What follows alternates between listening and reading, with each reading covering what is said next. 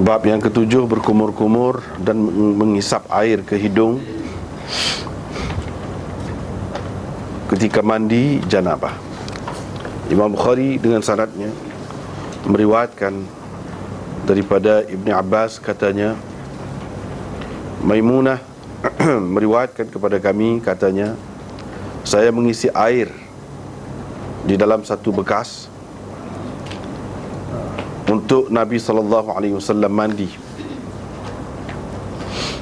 Beliau SAW mencurahkan air dengan tangan kanannya ke atas tangan kirinya, lalu membasuh kedua-duanya. Kemudian membasuh pula kemaluannya. Setelah itu beliau meletakkan tangannya di atas tanah, lalu menyapunya di tanah. Kemudian membasuh kedua-dua tangannya.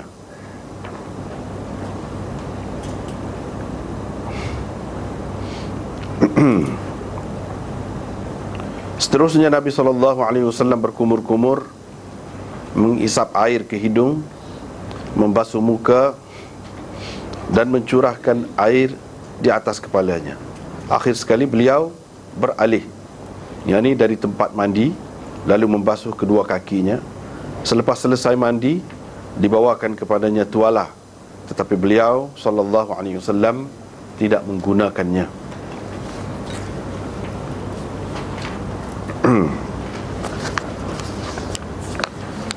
Bab ke-8, menyapukan tangan di tanah supaya lebih bersih.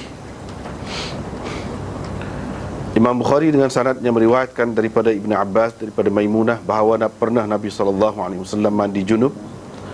Beliau membasuh kemaluannya dengan tangannya. Setelah menggosok tangan di dinding, beliau membasuhnya. Kemudian Nabi SAW berwudu seperti wudunya untuk bersembahyang. Selesai mandi, beliau membasuh kedua kakinya. Bab ke-9, bolehkah orang yang berjunub memasukkan tangannya ke dalam bekas air sebelum membasuhnya jika tidak ada kekotoran di tangannya selain janabah? Ibnu Umar dan Bara bin Azib memasukkan tangan ke dalam air yang akan digunakan untuk bersuci dengan tidak membasuhnya, yakni terlebih dahulu, kemudian berwudu, yakni dengannya. Ibnu Umar dan Ibnu Abbas berpendapat tidak mengapa dengan percikan air yang digunakan untuk mandi junub. Imam Bukhari dengan sanadnya meriwayatkan daripada Aisyah radhiyallahu anha, katanya aku mandi bersama Nabi SAW dengan menggunakan air dari bekas yang sama. Tangan kami bersilang selisih untuk mengambil air di dalam bekas itu. Dengan sanadnya Imam Bukhari meriwayatkan daripada Aisyah radhiyallahu anha, katanya Rasulullah SAW membasuh tangannya, yakni terlebih dahulu apabila hendak mandi junub. Dengan sanadnya Imam Bukhari meriwayatkan daripada Aisyah radhiyallahu anha, katanya aku dan Nabi SAW mandi junub menggunakan air dari bekas yang sama. Riwayat yang sama telah juga diambil daripada Abdurrahman bin Al-Qasim daripada Aisyah. Dengan sanadnya Imam Bukhari meriwayatkan daripada Anas bin Malik, beliau menceritakan Nabi SAW dan salah seorang isterinya mandi menggunakan air dari bekas yang sama. Muslim dan Wahab bin Jarir mengemukakan riwayat ini daripada Syu'bah dengan tambahan janabah selepas perkataan mandi.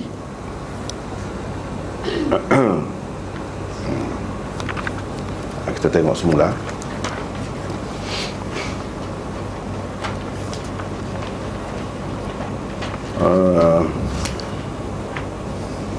Berkumur-kumur dan menghisap air ke hidung dalam mandi janabah ataupun ketika mandi janabah. Sekarang ni Imam Bukhari nak cerita tentang kedudukan mengisap air ke hidung dan berkumur-kumur ni ketika mandi janabah. Adakah ia sama seperti ketika kita berwudu atau tidak? Adakah sama atau tidak?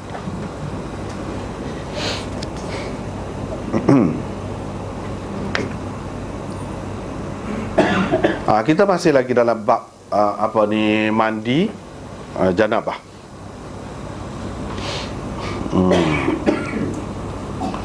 Kalau kita perhatikan dalam hadis-hadis ni ada sebut tentang berkumur dan mengisap air ke hidung ketika mandi janabah ni, nampaknya pada ketika berwudu, yakni sebelum mandi janabah. Adakah ia sebahagian daripada wudu atau sebahagian daripada mandi janabah? Itu satu perkara. Kalau sebahagian daripada mandi janabah, kenapa tidak disebutkan pada ketika mandi itu, bukan ketika membasuh anggota wudu?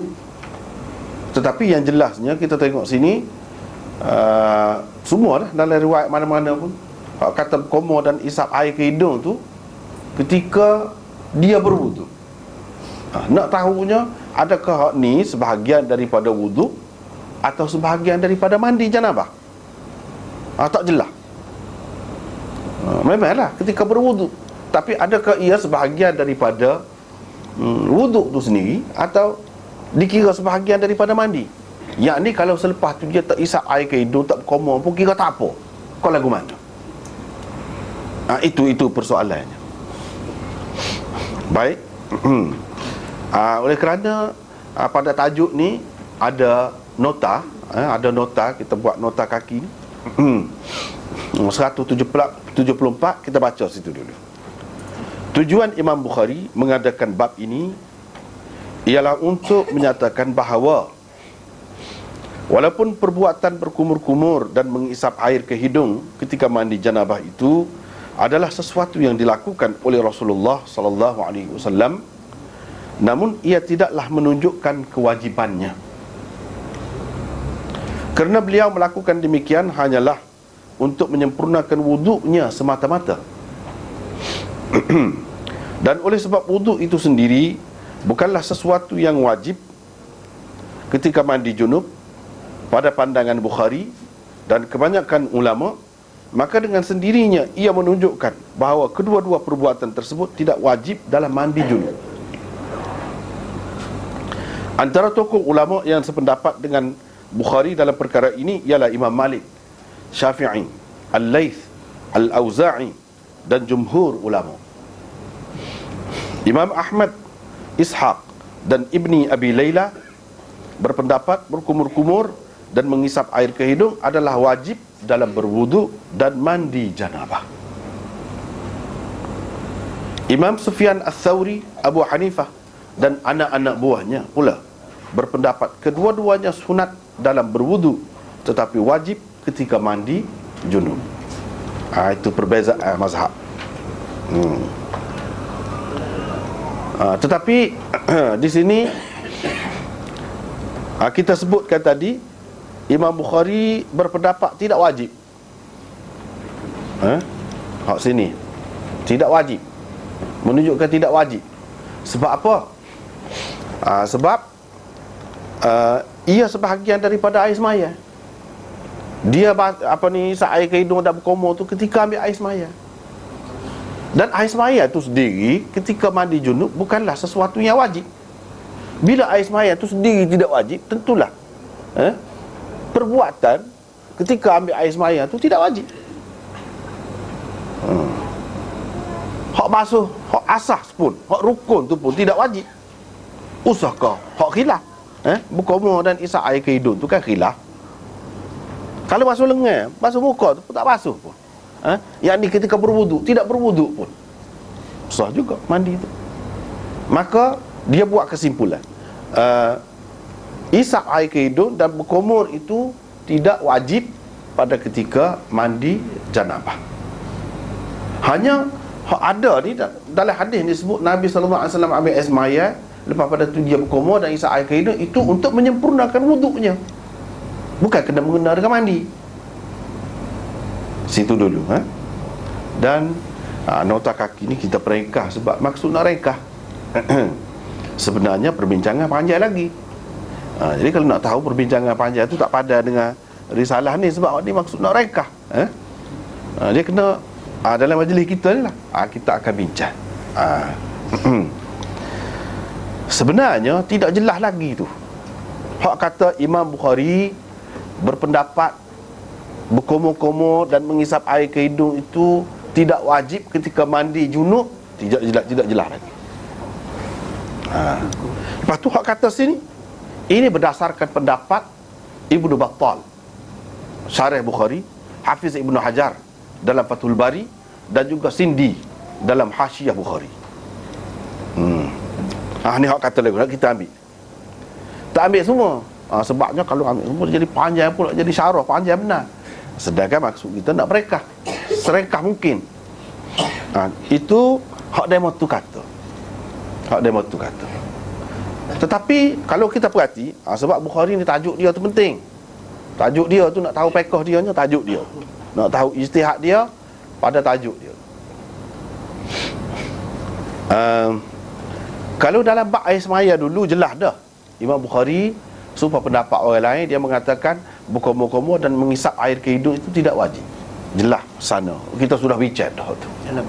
Dalam bab wuduk dulu. Tetapi hak ni tak jelas lagi. Sebab apa? Kalau kita tengok Imam Bukhari ambil ni kan, mula-mula bab ni, kalau kita perhati semula dalam risalah ni, lepas pada Kitabul Ghusl, selepas daripada amari ayat Quran tu, bab hak mula-mula, iaitu wuduk sebelum mandi. Wuduk sebelum mandi. Tu satu perkara. Di situ pun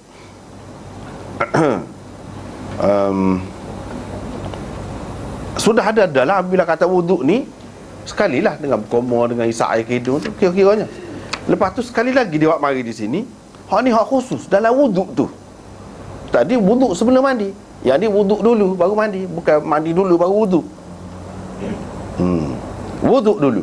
Ni dia sebut khusus pula, sebahagian daripada hak ada dalam wuduk tu. Sebahagian daripada hak ada dalam wuduk, iaitu berkomor-komor dan mengisap air ke hidung ni, dia buat bab suku. Apa dia buat bab suku? Mesti ada sesuatu. Adakah dia nak royak? Tidak wajib hak ni. Tidak wajib. Hafiz Ibnu Hajar kata sebab apa tidak wajib?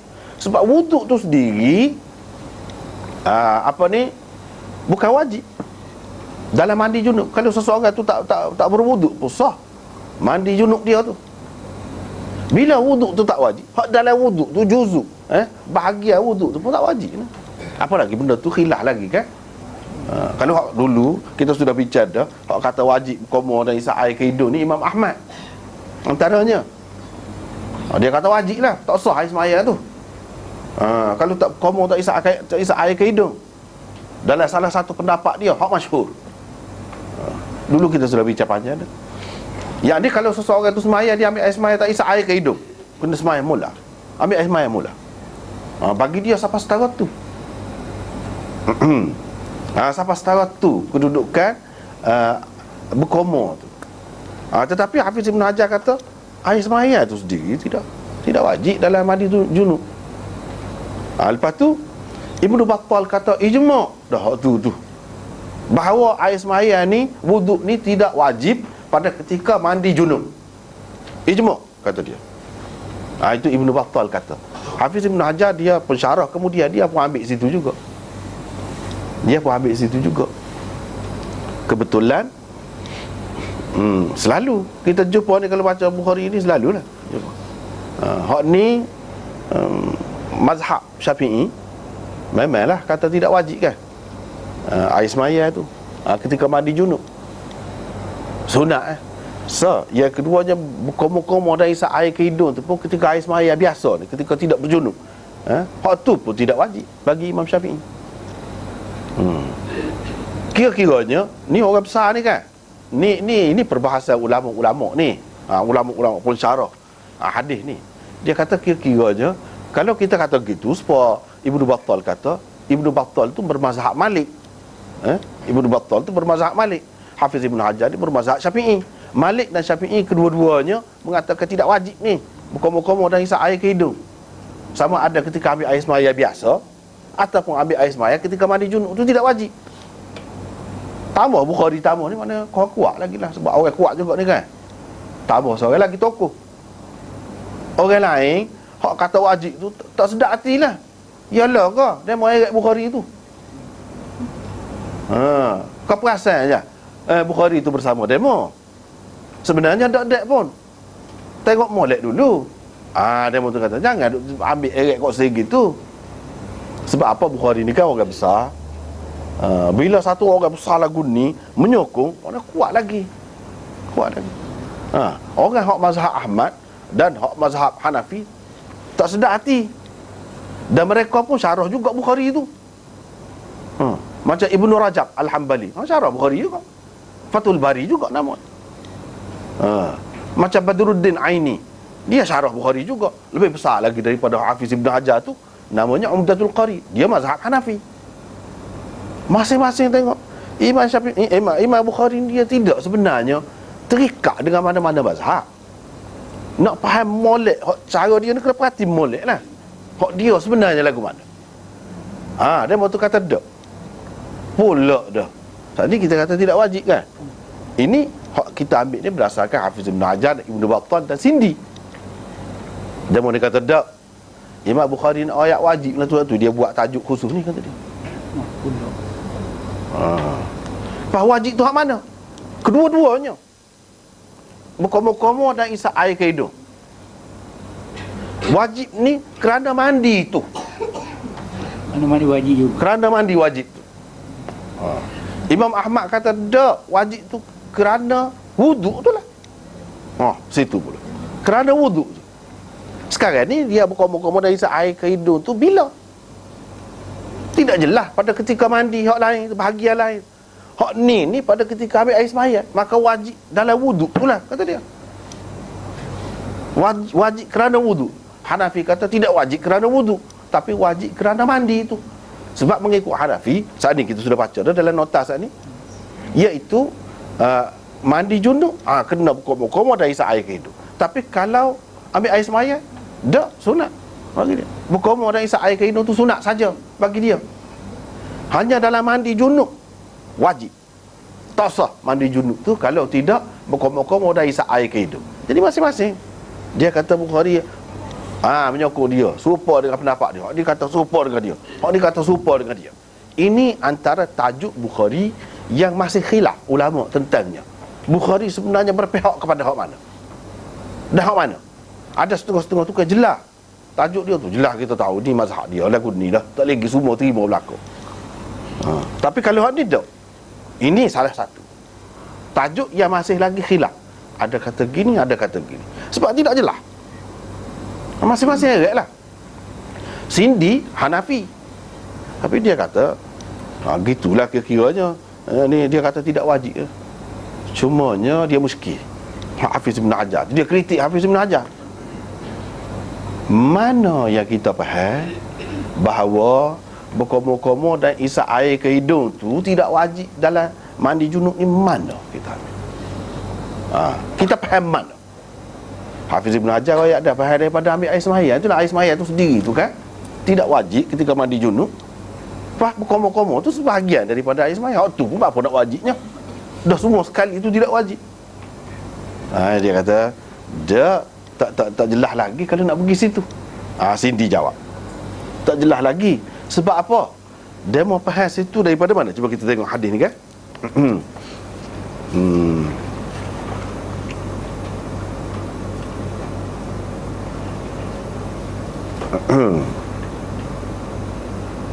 Dia mau faham daripada hadis ni dan juga hadis yang lain.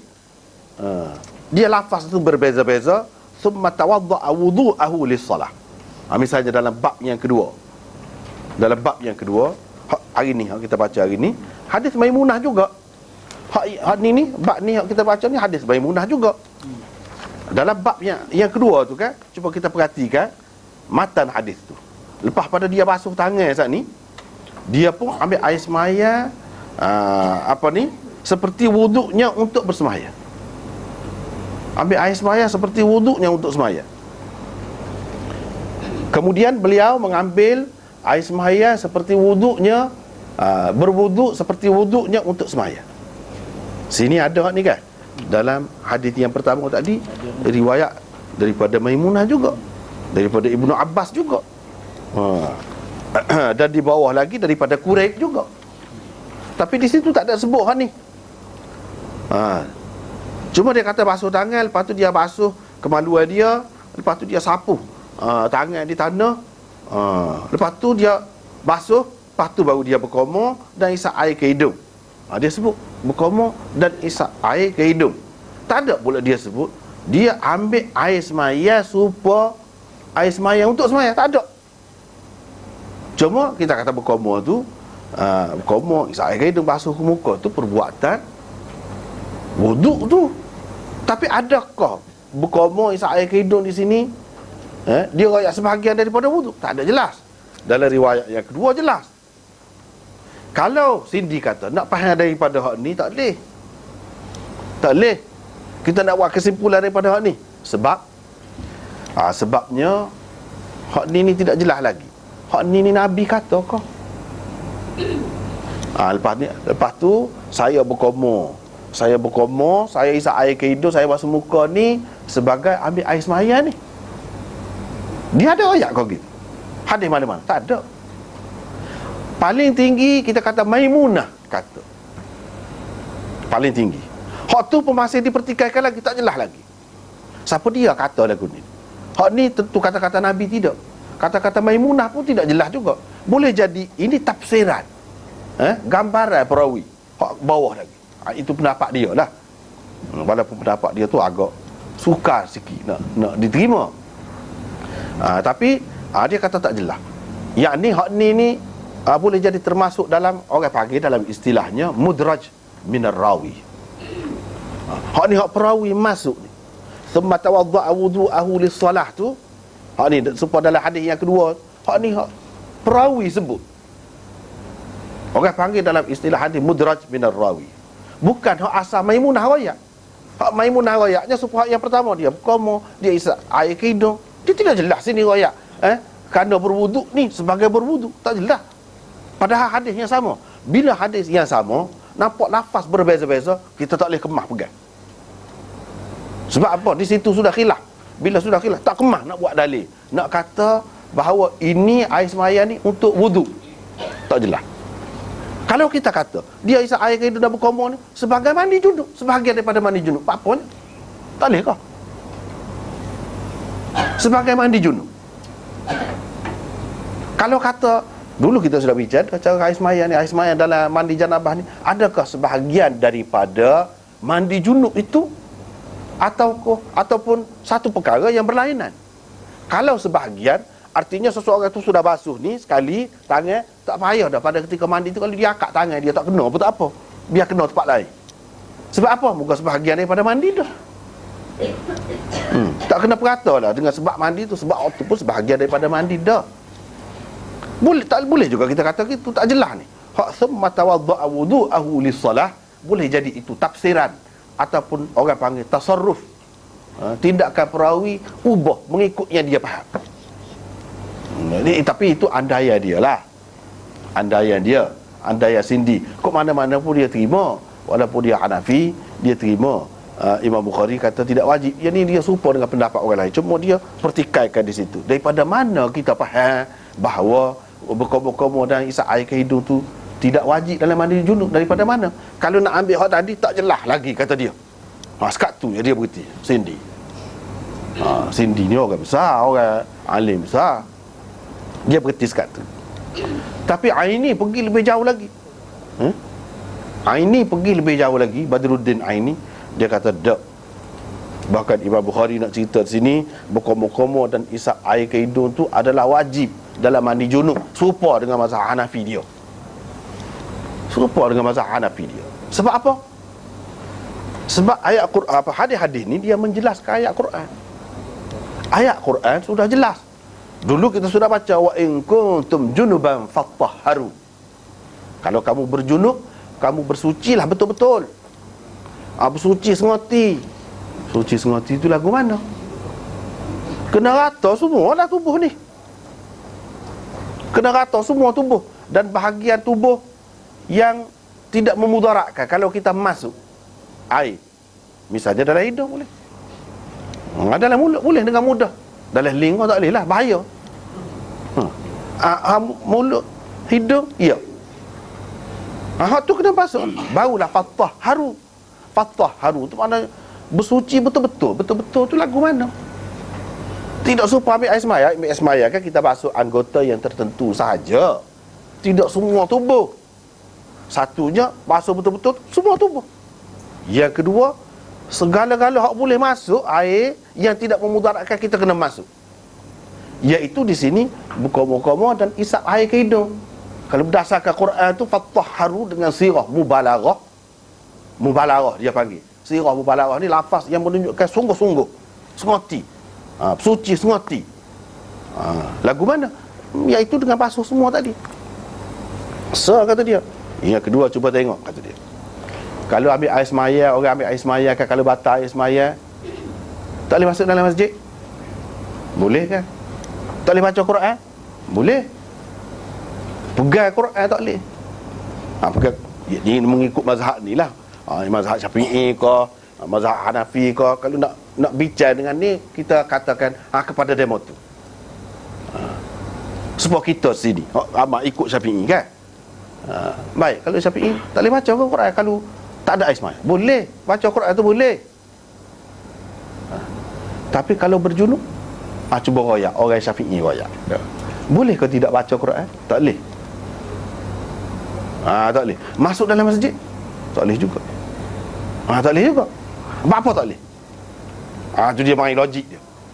Apa tak boleh? Sebabnya hadas ni hadas besar. Air semaya hadas kecil. Hadas kecil ni ada benda-benda tak boleh. Bukan semua bukan. Ni besar berat ni. Berat ni. Oleh kerana berat semua tubuh kena. Lepas tu hak baca saat ni baca tu baca. Kalau kita pukul mulut boleh baca. Tak boleh baca. Tak boleh nak sebutkan satu. Lepas tu ada hak dengung-dengung idgham ikhfa ke apa tu tak? Dia tu baik mana? Kata dia. Cuba ya. Daripada hidung guna dengung-dengung tu. Sebab apa ni najis saat ni? Najis hukmi saat ni dia melarat habis ke seluruh tubuh sampai ke lidah, sampai ke gapo. Sebab tu tak boleh baca Quran kata dia.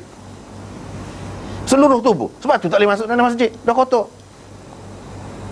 Itu alasan dia. Ini dia kata lagu tu. Ini menunjukkan bahawa seluruh anggota dia tu sudah kotor. Sebab kotor tu lah tak boleh baca. Tapi ini mewakili dia, bukan mewakili Bukhari. Sebab Bukhari kata tak apa baca Quran. Orang berjunuk pun. Jadi tak boleh nak hadapkan persoalan saat ni kepada Bukhari, tak boleh. Nak kata orang berjunuk tak boleh masuk dalam masjid, dia boleh. Orang mari kotor pun boleh masuk dalam masjid. Duduk lama pun tak apa dia. Nak ngaji Quran, nak pegang Quran, boleh berlaku. Itu tak sesuai dengan tuan asal tu. Tuan kitab ni. Cuma saat ni kita royak alasan orang Hanafi.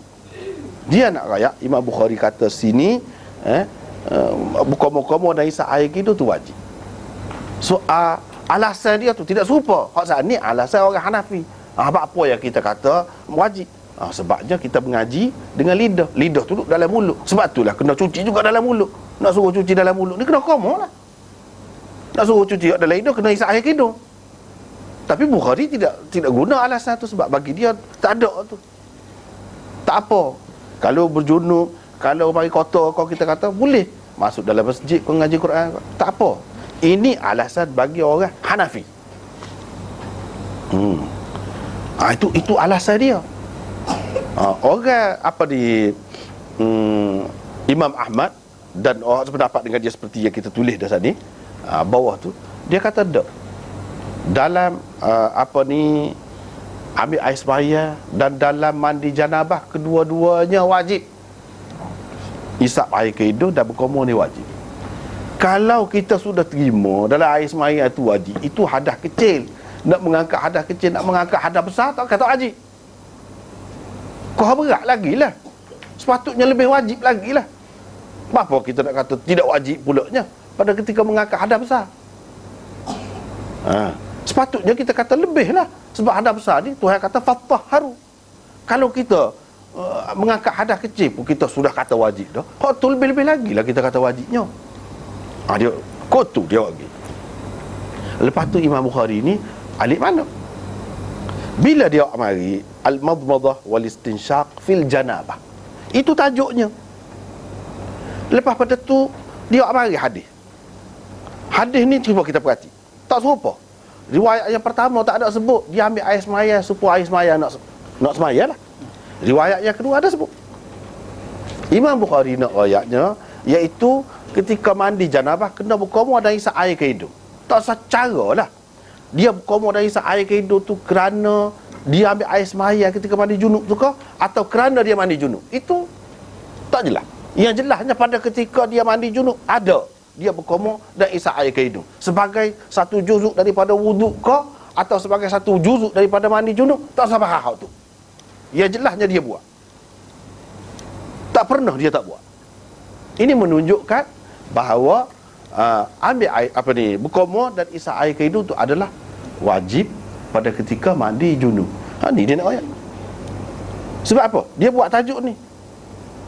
Lepas tu dalam hadis ni dia mari memang ada kumur. Hak kata tak ada ambil air semaya. Ni hadis yang pertama di dalam bab ni. Tak ada. Dia kata ambil air semaya supaya air semaya nak semaya. Tak ada.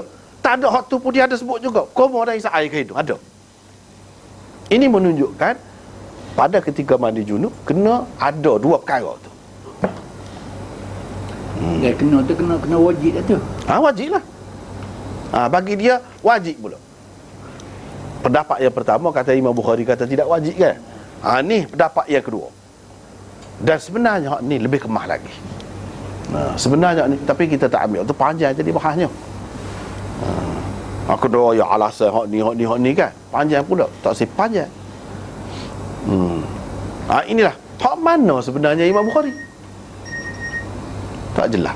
Benda-benda lagu ni lah kalau kita nak faham kan tak. Apa yang kadang-kadang dalam satu-satu pendapat satu orang tu ada beberapa pendapat. Imam Syafi'i, kau Imam Ahmad, kau Imam Malik. Sebab anak murid dia bila perhati boleh jadi guru kita maksud alah kau tidak wajib sini. Boleh jadi juga daripada cara dia buat ni menunjukkan dia kata wajib. Situ sudah ada pecah pendapat. Imam Syafi'i pun lagu tu juga. Imam Ahmad pun lagu tu juga. Bahkan dalam bab air semaya dan mandi junub ni, Imam Ahmad ada 3 pendapat. Satu pendapat dia kata dalam mandi junub dan ambil air semaya kedua-duanya wajib. Kedua-duanya adalah wajib. Berkumur dan isap air ke hidung dia wajib. Pendapat yang kedua kata kedua-duanya sunat. Pendapat yang kedua, kedua-duanya sunat. Pendapat yang ketiga kata pada ketika mandi junub dua perkara ni wajib, tapi pada ketika ambil air semaya tidak. 3 ada pendapat. Inilah benda. Imam Bukhari pun kita kata jadi dah tak jelas apa yang nak pakai juga, nak sandar ke dia. Serupa juga dalam mazhab lain pun. Oleh kerana tak jelas lagu tu lah yang jadi anak buah ni tokoh-tokoh ulama dalam mazhab tu lah. Ia kata lagu ni kata lagu ni tak serupa pendapat imam tu. Itulah puncanya. Punca dia tu apa? Benda lagu ni lah punca dia. Barulah kita faham proses dia tu lagu mana. Ya jadi ni pendapat Imam Syafi'i hak dulu, ni pendapat Imam Syafi'i hak kemudian. Ada kalanya 3-4 pendapat dia untuk satu masalah. Nampak macam tidak tetap. Bukan tidak tetap. Anak murid ni tak jelas pendapat tu ni hak mana sah. Hak ni pun munasabah juga. Hak ni pun munasabah juga. Macam ni.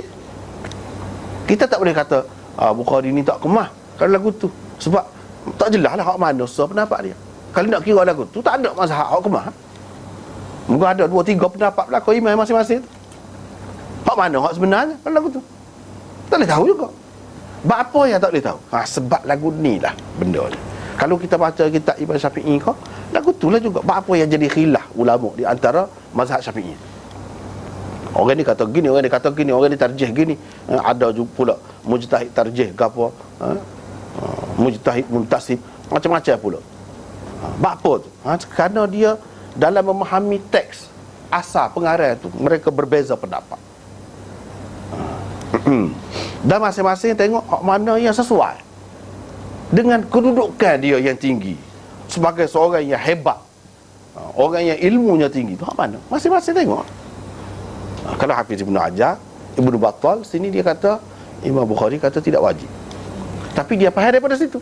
Orang lain kata tak kena tu, kalau faham daripada situ kita faham tadi lah. Bahkan Imam Bukhari buat tajuk ni khusus, lagu ni menunjukkan ada sesuatu bagi dia. Yang ni tidak seperti pada ketika ambil air semaya. Kalau ambil air semaya ni sunat, hak ni tak. Sebab tu dia sebut khusus. Dia buat bab suku. Buat bab tu bagi dia ada makna tu. Lepas kita nak tahu lagu mana daripada bab ni. Lepas pada bab ni kita tengok hadis lagu mana. Semua ada sebut berkomor dan isap air ke hidung. Kalau dalam bab yang pertama tak ada jelas dia sebut berkomor tu ketika ambil air semaya. Dalam hadis yang kedua, bab yang kedua tu yang ada sebut sebagai ambil air semaya. Hak tu tak penting kata dia. Sebab apa? Kalau kita nak pastikan hak mana lafaz mana hak sebenarnya riwayat Quraib daripada Ibnu Abbas, daripada Maimunah, lafaz yang pertama ke, lafaz yang kedua, atau lafaz yang lain-lain lagi, banyak lagi yang berbeza ni, hak mana? Tak boleh nak pasti. Tetapi yang pastinya berkomor-komor dari isap air ke hidung tu ada pada ketika mandi junub tu. Kita ambil sekat tu sudahlah. Tak sudah kata lah hak ni juzuk wuduk kau juzuk, tak sudah kata. Yang pentingnya ada Nabi SAW buat. Bila ada buat, bolehlah. Lagu tu lah. Dia tidak pernah tinggal. Kalau kita kata tidak wajib, kita kena buat mari satu dalil walaupun yang mengatakan Nabi pernah ambil air semai mandi junub, dia tidak berkomor dan tidak isap air ke hidung. Cuba buat mari Kalau tak boleh buat mari, tak boleh. Ini menunjukkan muazabah. Muazabah ni tetap terus menerus Nabi SAW duduk amal lagu tu. Sesuatu yang Nabi SAW amalkan dan dia tidak tinggal, itu wajib, bukan sunat. Kalau sunat bagi dia kau. Tapi itulah di sini kalau kita kata wajib bagi dia, dia kena ada dalil pula yang khusus untuk dia. Tak ada dalil. Kalau khusus untuk Nabi mesti kena ada dalil. Kalau tak ada khusus, segala-gala yang berlaku kepada Nabi, yang Nabi kecek, kita kena pakai umum, untuk umum. Kecuali ada dalil yang menunjukkan ini khusus untuk dia, barulah kita pakai khusus. Hak ni tak ada dalil. Bahkan sahabat-sahabat lain duk tunggu lagu ni. Tidak pula mereka kata ini khusus untuk Nabi. Jadi kalau kita buat lah Ustaz, buat atas ingat yang wajib ke atas ingat yang sunat? Kalau kita nak buat, pasal kena buat dah. Tidak, benda ni masih khilaf lagi kan? Masih khilaf lagi. Tak apalah, asal kita tahu. Kalau kita tidak niat sebagai wajib pun kita tahu hak sunat ada, kita nak pakai tu tak apa, asalkan kita tahu. Buat tu jangan buat tak tahu gapo. Sekarang ni bila kita belajar hadis ni, tengok mazhab-mazhab macam-macam ada, ikut kita. Jangan kita kata hak sunat je ni, berkali ada lah sunat tu berkali. Tak boleh lah tu. Pastikan. Sekarang ni kita sudah royak, orang ni kata sunat, orang ni kata wajib, hak ni kata wajib sini, hak ni tidak wajib. Royak dah. Biar tahulah. Dengan sedar kita buat. Dengan sedar. Tak boleh tak tahu, agak-agak tak boleh. Buat amalan agak-agak. Hanya ada bukan li hak kata sunat, jadi kita pakai sunat lah. Tak boleh lagu tu. Tak boleh. Kalau nak hak sunat, biar pasti hak sunat ada, hak kata sunat. Kalau nak buat hak wajib, tak apa juga, biar pasti ada hak kata wajib. Imam-imam besar hak kata wajib ada, tak apa. Jangan buat ikut serah. Sebab tu ke mana-mana pun kena ngaji. Nak buat mana-mana tak apa, hak tu tak apa, kena ngaji. Tapi jangan kata ke orang lain yang buat tidak serupa dengan kita, yang pegang tidak serupa dengan kita, jangan kata. Dan jangan kata hak ni lebih kuat. Kita siapa nak kata lebih kuat tu? Ngaji setara mana? Hak ni lebih kuat, lebih kurang je, jangan kata. Jangan kata. Cuma nak buat mana-mana, nak ikut mana tak apa. Sebab ini orang ada lesen belakang. Orang ada lesen belakang ni, driver ni ada lesen belakang, nak naik mana-mana tak apa. Nak naik bas kau, nak naik kereta, naik kapal terbang tak apa, siapa belakang, insya-Allah. Siapa belakang. Gitulah. Dalam bab ni itu benarnya. Jadi dia akan kita jumpa banyak lagi dalam Bukhari ni. Suatu pendapat yang tidak jelas. Imam Bukhari kok ni kok ni. Hak tu masing-masing.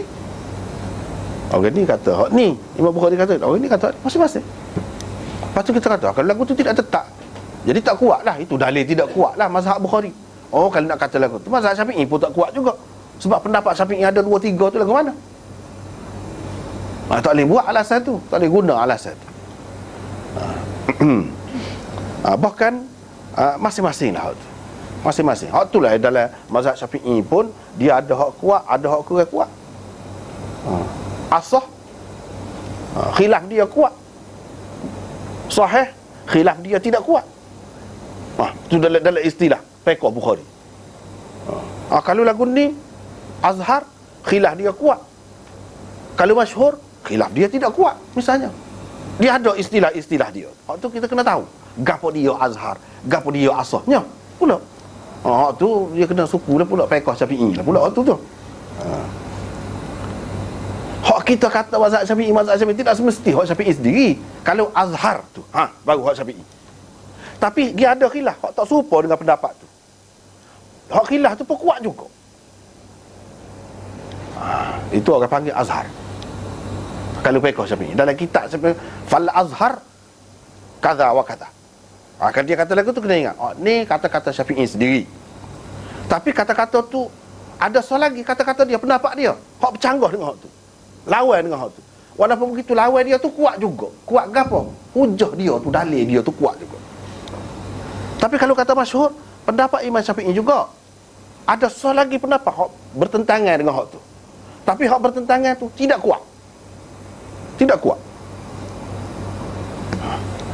Kalau asah, itu pendapat bukan pendapat Bukhari sendiri, pendapat anak buah dia, anak murid dia. Pendapat anak buah dia tu pun ada khilaf pula, hak bertentangan dengan hak tadi. Tapi kalau hak bertentangan tu kuat juga, itu orang panggil asah. Kalau sahih, pendapat anak buah Imam Syafi'i, bukan pendapat Imam Syafi'i, anak buah dia pakai kaedah dia buat keluar masalah sendiri. Tetapi ada juga pendapat yang bertentangan dengan hak tu. Yang bertentangan dengan hak tu tidak kuat. Itu orang panggil sahih. Jangan kata sahih ni betul. Dak, itu istilah tu. Dak, sahih dalam bab hadis lain, dalam bab fiqh lain itu. Bukan sahih tu dengan maksud sahih tu betul. Dak. Istilah tu istilah. Sebab tu kata kan banyak pecahan-pecahan.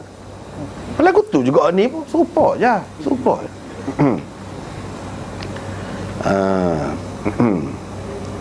Tak apalah. Kita tengok di sini. Lepas tu Imam Bukhari kata isa air ke hidung dan berkumur fil janabah, ketika mandi junub, mandi janabah. Ketika mandi biasa tak apa, tak isa air ke hidung, tak berkumur pun. Sebab tu dia bubuh minal janabah. Minal janabah. Maka kita kata setiap mandi kena isa air ke hidung. Hak mana-mana sel semua tu kau sel semua lagi. Dak, tidak lagu tu. Hak ni kena berkumur dan isa air ke hidung ketika berjunub. Ketika berjunub. Tak apalah, kita tengok hadis ni. Beliau mencurahkan air dengan tangan kanannya ke atas tangan kiri, ke dalam tangan kirinya. Mula-mula bekas tu dia ambil, cuah. Dia guna tangan kanan, pegang bekas. Cuah atas tangan kiri, cuah air. Lepas tu bila air tu sudah ada dalam tangan, dia pun letak bekas, basuh. Basuh tangan.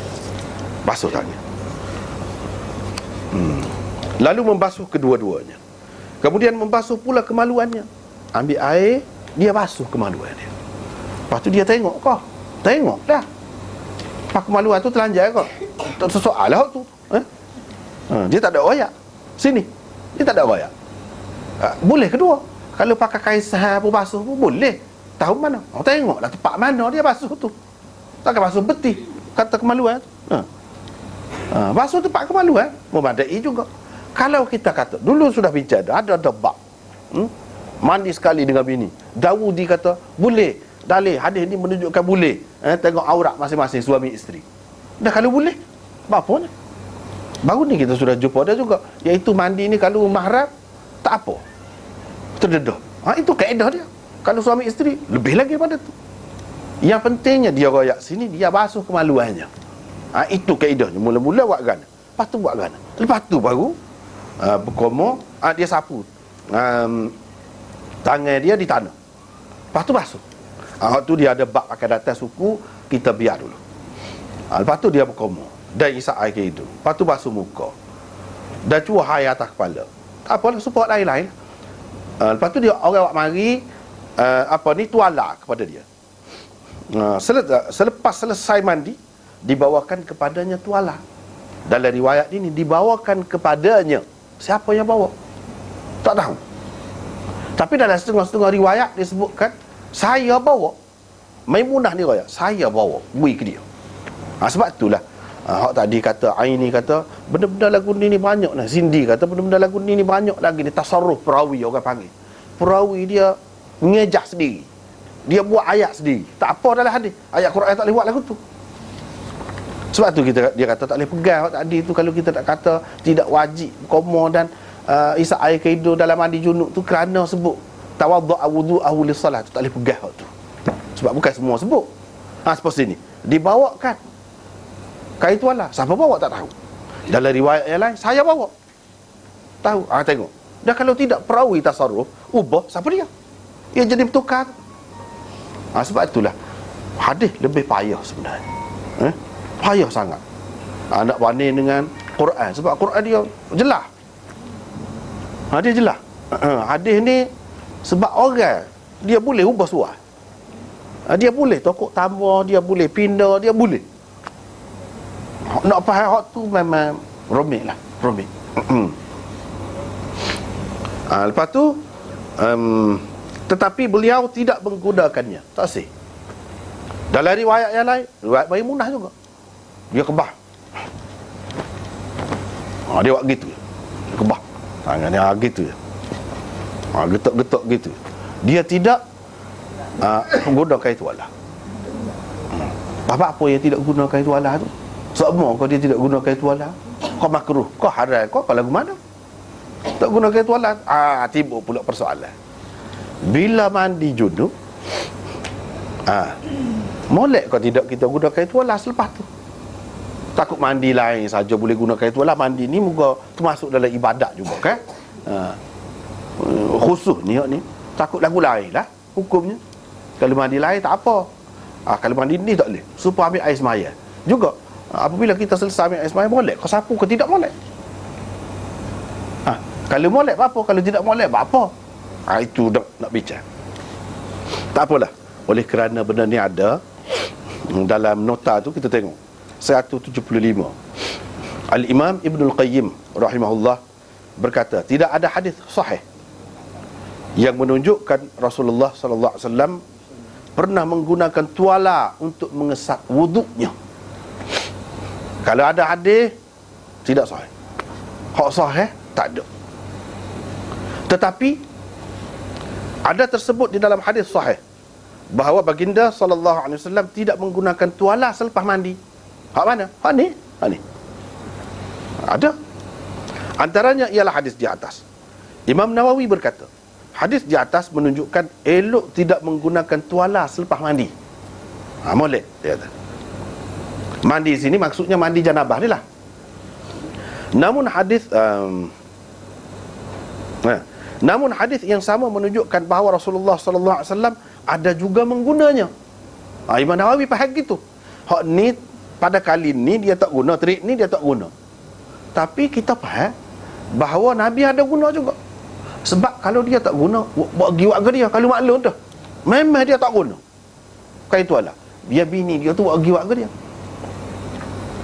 Cuma dia tak guna kali ni, bukan bermakna dia tak guna sama. Bahkan kita faham dia ada guna juga. Sebabnya isteri dia bawa, ataupun orang lain ke, orang lain bawa, kira-kiranya dia maklum lah. Pada ketika yang lain ada juga guna. Mana kita tahu, takut kali ni pun dia nak guna. Mana kita tahu. Imam Nawawi kita kata kita boleh faham juga lagu tu.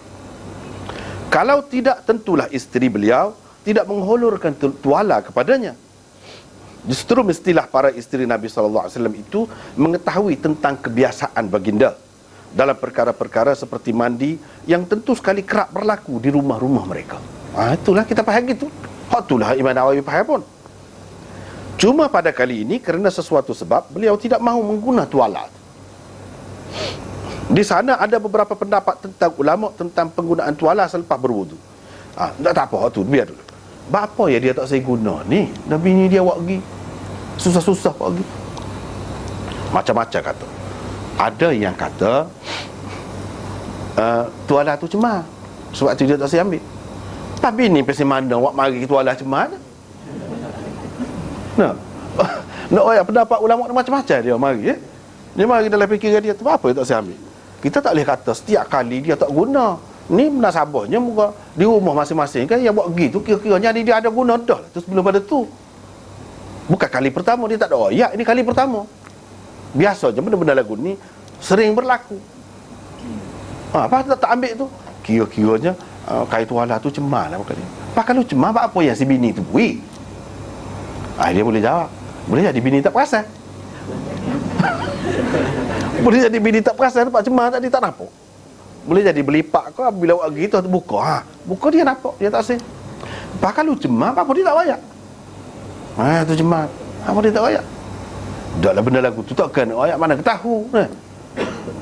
Tak perlu royak benda lagu tu dia tak ambil. Tak ambil. Ada yang mengatakan sebab ini termasuk dalam ibadat. Bila ibadat ni tak molek kita hilangkan kesan ibadat tu supaya ambil air semaya juga. Bahkan dalam hadis ada disebut bahawa air semaya tu akan ditimbang nanti di akhirat nanti. Akan ditimbang sebagai amalan kebajikan kita juga. Kalau kita sapu, bermakna kita tak kena, sekurang-kurangnya menampakkan gitu tak kena ataupun menghilangkan hak tu. Sedangkan kalau kau lama, kau berat kita kata. Kita duduk menanggung dia tu. Benda-benda lagu ni hak kait dengan ibadat ni molek. Sebab tu dia tak say guna kain tuala tu supaya tidak hilang kesan ibadat. Dia mau lain kata pula tak jelas tu dia mau kata gitu tu. Sebabnya boleh jadi ada sebab lain. Kalau kita tengok air semaya tu dia menggugurkan dosa. Air semaya. Begitu juga mandi junub ke apa ni kita buat dia kerana Allah. Kalau tidak dia suruh kita tak cara benda-benda lagu ni. Ni buat tadi dia suruh kerana dia. Bila kerana dia adalah pahalanya. Dalam hadis ada sebut bila seseorang tapi air semaya dosa dia tu keluar sampai ke titisan yang terakhir, dosa-dosa ni dia kotor. Pas benda kotor molek hilang cepatlah kata dia sapulah. Apa duk lok? Kalaulah kita kata bukan semuanya jatuh air tu kan ada yang lekat sini dah kotor sepatutnya biar cucilah. Apa yang tak kesaknya? Boleh jadi kita kata kesak tu lebih molek. Apa dia tidak kesak sini buat apa? Tak boleh kita kata sebab tu. Tak boleh. Sebab apa ni kebajikan pun dia bukan bermakna tak boleh apa ni kita cuci dah. Kebajikan pun kita nak kesak tak apa. Hak tu dikira dah tu. Kalau kita kata air semaya tu akan ditimbang. Hak timbanglah air semaya. Apa kena mengena dengan lekat tubuh kita ni? Hak tu hak kira hak tu. Tak boleh kata sebab dia tak sewi hilang kesan ibadat tu tak kena kata dia. Tak kena. Lepas tu dah tidak gitu apa. Duk muskil lah. Duk muskil. Gini kata dia. Mudah je. Dia nak ayat tidak wajib kesak tu. Tidak wajib. Tak mesti. Boleh. Kalau tak kesak pun boleh. Kalau nak kesak pun boleh. Harus. Supaya pada ketika lain kita mandi, tidak mandi junub pun lagu tu juga kan. Ada kalanya kita tak kesak. Tak kesak pun tak apa. Kalau nak kesak pun tak apa. So yang kedua, dia kata Nabi SAW nak ajar kepada kita jangan terlalu terikat sangat dengan benda-benda lagu ni. Orang panggil cerewet sangat. Sebab kalau learning tak ada nak masuk bilik air tu dia ada tuala suku, baju suku, kasut suku, selipar suku. Nak pergi sukai pula baju suku, kasut suku, semua suku. Kalau tidak tak jadi kerja. Nak pergi buat apa-apa lah kerja lah. Tak boleh. Nak pergi sini kena pakai baju kok, kena pakai necktie, kena pakai gini. Kalau tidak tak boleh pergi, tak jadi. Jangan lagu tu. Ada kalanya manusia kerana dia biasakan diri dengan benda-benda lagu ni sampai benda besar hak sepatut dia buat dia tidak terbuat. Kenapa? Duk terikat dengan benda-benda kecil. Sepatutnya tidak begitu. Dengan sebab itu, ramai kan? Jerit tak segi sekolah budak. Apa? Kasut cemar. Kasut je. Baju sekolah dah. Seluar sekolah dah. Kasut. Takut cikgu marah. Pak kerana takut marah, tak pergi sekolah. Sepatutnya cikgu dia kena faham. Ni misalnya. Pengajaran lah belakang. Dia kena faham. Jangan duduk mementingkan benda-benda tu sangat. Budak tu cara mana? Kalau dia tu senang support kita, dia ada orang cara orang apa ni pembantu rumah kau, orang gaji kau, kita kata gapo-gapo, tak apalah, bukan semua orang lagu tu. Apakah patut kita marah gitu mau ke dia, siapa dia takut kita, siapa tak pergi sekolah, mana lebih penting ilmu kau kasut? Mana lebih penting? Jangan kita duduk mementing sangat benda-benda lagu tu. Begitu juga Nabi SAW tu duduk mengajar sahabat-sahabat dia. Ada pakai kain saja, ada pakai kain selimut saja, tak ada baju, macam-macam. Tapi ngajar-ngajar semacam. Jadi pun yang ni benda-benda tadi tidak menentukan segala-galanya. Tak. Ialah untuk disiplin, untuk betul juga. Tapi jangan kita orang Islam ni anggap benda tu segala-galanya. Aku dah pakai baju askar baru semangat. Aku dah pakai baju misi tu barulah semangat naik. Misi dia tu dah. Kalau tidak lembar. Tak bila-bila pun. Orang Islam dia tidak nanti pakai baju askar baru dia berani nak mati. Dah bila-bila pun boleh berjual. Lama kata tak segi. Pasal apa tak ada baju? Dah biasa lagu tu. Duduk biasa lagu tu. Sebab tu jangan kita pewajibkan ke atas kita benda-benda yang remeh-temeh. Nabi SAW ajar tu. Itu besar tu, makna dia besar tu. Besar. Jadi kita boleh ambil waktu. Waktu lebih sedap daripada orang kata cemar tadi tu. Tak apalah. Lepas tu tengok sini. Di sana ada beberapa pendapat ulama tentang penggunaan tuala selepas berwuduk dan mandi. Pertama, makruh. Ada hak kata lagu tu. Kedua, tidak mustahab, tak molek. Ketiga, harus. Keempat, mustahab, molek. Kelima, makruh di musim panas, tetapi tidak makruh di musim sejuk. Kalau musim sejuk kan air lama-lama sejuk lah.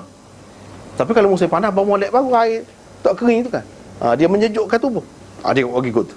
Keenam, makruh selepas wuduk, tidak selepas mandi. Ketujuh, menggunakan tuala atau tidak sama saja dari segi keharusannya. Pendapat ketujuh ini adalah yang terbaik. Sama. Nak guna boleh, tak saya guna pun tak apa. Jangan terlalu cerewet, nanti susah kemudian hari kalau duduk biasa lagu tu. Duduk biasa lagu tu. Anak-anak dah terutamanya kalau biasa senang ni, susahlah kemudian hari.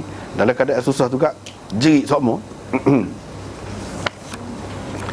Tak apalah. Itu babul madmadah wal istinsyaq fil janabah. Kita pergi pula kepada bab yang kedua. Ini bab membasuh tangan, menyapukan tangan di tanah supaya lebih bersih. Adanya kita sudah baca saat ni, hak tadi juga, cuma ada beza-beza sikit. Perbezaan itu hak itulah kata Cindy, kerana perawi-perawi. Tetapi hak asas dia tu ada dalam tu. Cuma cara sebut perkataan dulu kemudian itulah yang berbeza. Riwayat daripada Maimunah bahawa pernah Nabi SAW mandi junub, beliau membasuh kemaluannya dengan tangannya. Faghasala farjahu biyadihi, beliau membasuh kemaluannya dengan tangannya, dengan tangannya sendiri. Setelah menggosok tangan di dinding, dinding itulah tanahnya, beliau membasuhnya. Kemudian Nabi SAW berwuduk seperti wuduknya untuk bersembahyang. Tadi tak ada sebut. Selesai mandi, beliau membasuh kedua kaki. Habis. Ini sapu tangan di tanah supaya lebih bersih. Apa maksud Imam Bukhari kata sapu tangan di tanah supaya lebih bersih? Sapu tangan tanah kau cemar, kita kata. Beberapa perkara dia nak cerita di sini. Yang pertama, molek pada ketika mandi junub. Sebab orang yang mandi junub ini dia tidak kata dia berjunub saja. Ada kalanya dia ada buat benda lain juga. Dia kencing, dia buang air besar, misalnya, kita kata dia boleh berlaku. Sebab biasalah, lepas berjunub, sering kali juga seseorang itu dia buang air besar. Sebab dalam masa yang lama kan mungkin berlaku begitu, daripada malam sampai ke pagi tu kan, ada lah macam-macam boleh berlaku. Apabila terutamanya seseorang itu buang air besar, dia basuh tangan dia, menggunakan tangan dia basuh najis tu. Bila basuh najis, tangan sudah jadi kotor lah. Kalau pun bersih pun boleh jadi bau dia ada sikit sebanyak. Yakni hak nak ayat sini yang kita kena cari satu cara, pilih satu cara untuk menghilangkan bau-bau yang ada. Dengan apa cara? Kalau tak ada, paling ringkasnya tanah. Sesuatu yang boleh menghilangkan bau. Kalau kita kata kerana berjunub saja bau setara mana? Kita kata tidak nak bau supaya tahi najis, tidak nak bau lagu tu. Tapi apa ya siapa kena sapu gitu mah. Dia nak ayat kalau tidak sabit buang air besar pun. Kerana berjunub semata-mata kena air mazi dan air mani, kita kata hak tu pun dianjurkan kita supaya kita membersihkan. Membersihkan tangan dan juga membersihkan tempat kemaluan kita. Ini anjuran dia supaya kita jaga kebersihan. Dan kebersihan ni hak lebih bersih, hak tu lebih molek. Paling tak ada, orang zaman dulu dia guna tanah, dia guna abu, bermacam-macam lagi lah untuk menghilangkan bau. Kalau zaman sekarang ni lagi senang, ada sabun. Sabun tu pula ada sabun wangi, lagi molek. Ini dia nak menuju ke arah tu, nak ajar kita supaya lebih bersih, lebih molek. Tetapi bukan wajib. Litakuna anqa, supaya lebih suci, lebih bersih. Katakanlah seseorang tak ada gapo-gapo, dia sudah basuh dah, zahirnya sudah tidak ada dah, tapi sikit sebanyak katakanlah bau ada, dimaafkan, suci dah tu kira. Cuma kalau buat gini lebih bersih. Lebih bersih, hak naknya bersih je. Bersih, suci. Sudah suci dah. Dengan mandi, seperti kita tengok dalam hadis kan, Nabi SAW mandi segantai air lah. Nak kira bersih, suci dah.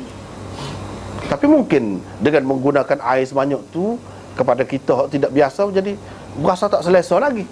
Tak selesa tu suku. Nak cerita lepas dah. Tanggungjawab kita untuk mandi junub terlepas dah. Begitu juga bahagia hak kata basuh kemaluan tadi, kalau semata-mata basuh gitu saja dengan air saja sudah memadai dah. Tetapi ia tidak lebih bersih, sebab mungkin ada bau kau lagi. Mungkin ada bau lepas beberapa ketika, beberapa jam selepas pada tu semakin berbau kau, boleh jadi dia atas makanan, ada minuman, ada amalan seseorang itulah, lagu mana boleh jadi bau. Bila berbau kan nak kira dari segi suci tu suci dak, bersih dak, cuma tidak lebih suci. Dengan buat lagu ni lebih suci. Tu dia nak ayat buat apa perkara. Tu dalam tajuk dia. Yang pertama, kita kena guna arahan menggunakan sesuatu yang lebih membersihkan kita. Itu lebih baik. Tidak semesti tanah. Ini menunjukkan hak Nabi SAW sendiri buat, hak tu tidak mesti kita pilih hak tu. Kalau ada yang lebih baik di zaman dia, hanya ada hak tu. Bukan makna nak eret kita biar ikut hak tu juga. Tak. Dalam bab-bab hak ni, hak zahir ni, hak kita boleh fikir dengan akal. Orang panggil maqulul makna. Perkara-perkara yang maqulul makna, perkara-perkara yang boleh kita fikir dengan akal kita, apa maksud dia. Kalau hak tak boleh kita fikir dengan akal kita, tak boleh, kena ikut semacam hak tu. Ikutlah abad ke berapa pun kita. Tak boleh. Tapi kalau benda lagu ni, dia kata supaya lebih bersih. Lebih bersih ni hak tu saja kok. Banyak lagi cara nak bersih. Bahan-bahan pencuci banyak lagi. Kalau sabun spoiler ni, hebat spoiler ni, canggih spoiler ni, hak tu lagi boleh. Banyak petunjuk-petunjuk daripada Nabi SAW menampakkan begitu. Misalnya Nabi guna unta. Apakah kita guna unta? Molek, boleh pahala? Tak. Zaman sekarang ni orang guna kereta, ada guna macam-macam. Hak tu lebih baik, kita guna hak tu. Tak perlu kita balik semula ke belakang tu, nak ikut hak Nabi. Tak perlu. Bukan lagu tu cara. Tak ada seorang pun ulama kata lagu tu. Hak pandai sungguh. Hak tak pandai ada lah. Mungkin ada lah. Hak pandai tak ada. Alim ulama dia kata tak ada. Bahkan dia fikir lagu mana? Dia guna unta tu apa dia tak jalan kaki. Padahal jalan kaki pun siapa juga. Dia guna kuda tu buat apa? Padahal naik unta, naik bara, naik hemar pun boleh. Nak cepat. Nak cepat. Kereta lebih cepat lagi. Maksud dia tu orang kira. Suppose ikut sini. Boleh fikir tu, boleh fikir. Bapa dia sapu di tanah untuk membersihkan tangan dia. Setara tanah tu pun boleh membersih dah. Boleh menghilangkan bau dah. Bagaimana kalau sabun? Dah sabun ada. Tak perlulah cari tanah. Tak perlu dah. Lagu tu. Ni pun lagu tu juga. Banyak perkara kalau kita perhati dalam ajaran Nabi SAW ni dia lagu. Jangan kita ikatkan dengan zaman dia tu, jangan. Hak tu hak digunakan di zaman dia tu lah kita kena guna baru boleh pahala baru lebih. Tak. Bukan semuanya lagu tu. Misalnya ni semua ulama kata lebih boleh kalau sabun. Ni dia nak ayah hak paling kurang. Supaya juga mandi segantai. Hak tu cukup dah. Nak ayah hak tu. Bukan nak ayah hak mesti lagu tu. Kalau nak mandi 2 beledi besar pun dah air banyak. Ikutlah.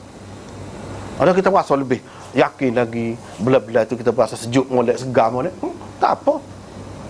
Tidak kata mandi junub ni mesti kena segatai. Kok mana-mana. Tak boleh lebih. Lepas tu kena nak mandi semula, kira semula. Kena kesak dulu tu. Tubik dulu daripada bilik air. Masuk semula. Kerja apa lagu tu. Tak tu. Sekali lah mandi banyak pun tak apa. Dia nak ayat kurang-kurang. Supaya juga sini. Kena kira lah, kira. Dalam keadaan susah lagu mana? Kita pakai hak ni. Dalam keadaan kita senang, pakai hak lain. Gitu. Barulah nampak maju Islam tu, ajaran Nabi tu. Kalau tidak lah, pusing ke belakang lah pula. Pusing ke belakang. Dia sapu ke dinding. Apa sapu ke dinding? Tadi Imam Bukhari kata sapu tanah. Sapu tangan di tanah. Dalam hadis ni tidak kata sapu ke tanah, sapu ke dinding. Dinding itulah daripada tanahnya. Sampai gitu. Muka rumah tanah je. Siapa ada tu maksud dia je. Dalam hadis yang lain ada sebut memang tanah. Tapi tanah tidak semesti tanah hak di bawah ni. Tanah hak sudah dibuat rumah pun asal tanah. Tanah boleh. Asal tanah. Hak ni di dinding. Sebab orang sampai gitu dia buat rumah daripada tanah. Rekah sangat. Dan ukuran seseorang tu nilai dia di sisi Allah lebih atau tidak lebih bukan pada rumah tanah, kau rumah batu, kau rumah kayu. Tak, dia tidak letak situ. Dia letak pada benda lain. Tu sesuai dengan zaman lah. Nabi dipilih pada zaman tu. Dia akan berada dalam suasana tu lah. Dengan makanannya, dengan budayanya, dengan apa-apa seni benanya. Sesuai dengan zaman tu. Bila pada masa tu daripada tanah, lah ni ada lagi tempat-tempat hak susah, hak miskin tu kan. Boleh tengok dalam TV pun Haji Tubik juga kan. Daripada tanah. Daripada tanah. Hak tu ya kita kata berapa yang beribu-ribu rumah utuh. No. Lah. Kita kata dah tak sebut utuh kan dapat kau rumah tanah. Bila banjir besar sikit, hujan lebat sikit, utuh lah. Kita apa tu? Kita tak faham. Sebab kita tak tahu latar belakang dia tu. Negeri-negeri hak susah tu, hak miskin tu, memang rumah tanah lagi pakai ni pun. Tempat kita je tak jumpa je kita kata hak lagu tu. Tempat-tempat lain hak susah memang ada lagi. Nak ceritanya asal tanah. Tanah tu boleh membersihkan. Tidak bersih banyak pun, tidak super sabun pun, kena kira lah. Hak tu hak dia nak. Kena kira lah. Allah kau bersih ni Nabi SAW nak sokmo. Dalam ajaran Quran pun nak sokmo bersih ni. Allah kau bersih tu kira lah. Kalau ada lebih membersihkan lagi boleh. Lagi diterima.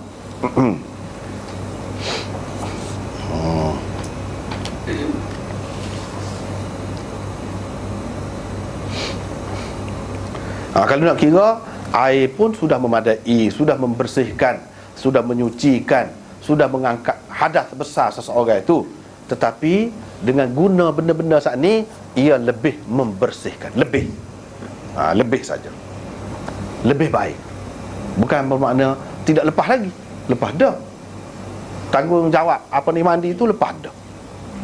Bahkan dengan air itu sebenarnya Nabi SAW kata, baru ni pun kita sudah sebut dah, orang yang tak ada wangi-wangian ni, dia kata fa innal ma'a lahu tibun. Air itu sendiri sudah jadi air wangi dah pada dia. Air jadi air wangi lagu mana?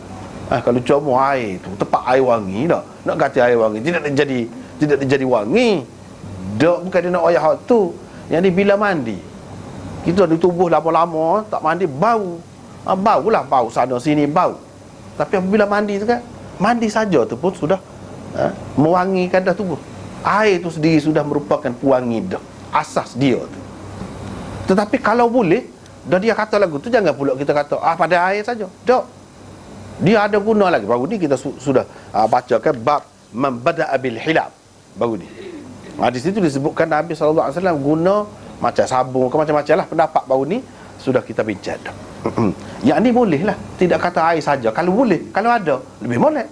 Kalau lebih suci tu, tidak kata guna air sahaja. Dan di sini sekarang ni setengah-setengah ulama kata tak molek. Jangan kita ikut ni. Bila nak mandi janabah tu sapu tangan di tanah, jangan sapu lagu tu. Sebab apa? Orang bukan Islam buat lagu tu. Sudah menjadi amalan di kalangan orang Hindu. Bila dia mandi, dia sapu tangan ke tanah. Jadi tak molek. Apa lagi kita ada pilihan sekarang ni? Ada sabun.